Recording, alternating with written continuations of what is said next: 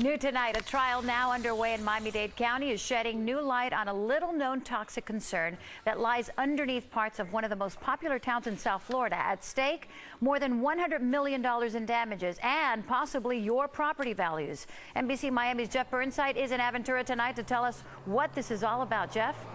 Well, the lawsuit pits several major utilities against an Aventura condo developer after government regulators made him spend millions to remove industrial waste from his property, found deep underneath. And now he's suing those utilities that he believes dumped that contaminant from his property near schools, businesses, and other condos. Lots of people love Aventura, seen as idyllic, people-friendly, a great quality of life, and well-planned.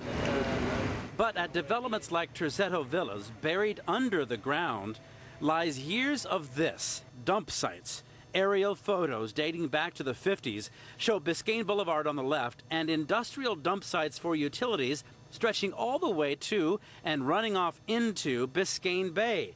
No laws against it then, no tough government regulations to say no. Over the decades, part of a city was built on it, Aventura. Something needs to be done. David Hank is one of the few people who have started making noise about what lies underneath parts of Aventura. To clean up this mess, somebody has to be held accountable. Why are they pointing fingers all day? He's talking about several utilities who say they did nothing illegal way back when and will not pay for any cleanup now. Yet the developers of Terzetto Villas were forced by government regulators in 2006 to remove tons and tons of that industrial waste. And that's really the heart of the problem here. If the pollutants on this property were dangerous enough to have the government order them removed, then what about the pollutants that may be on property in the surrounding areas? This Florida Department of Environmental Protection study, 383 pages worth, chronicles the location of the little-known contaminants and who put them there.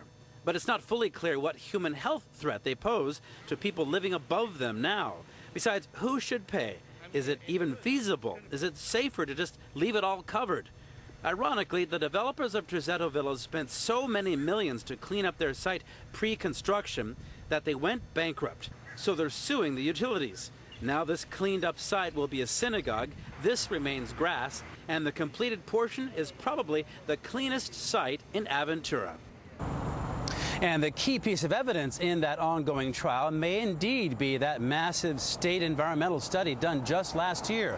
As the trial nears to an end, we'll bring you up to date. Jeff Burnside, NBC Aventura.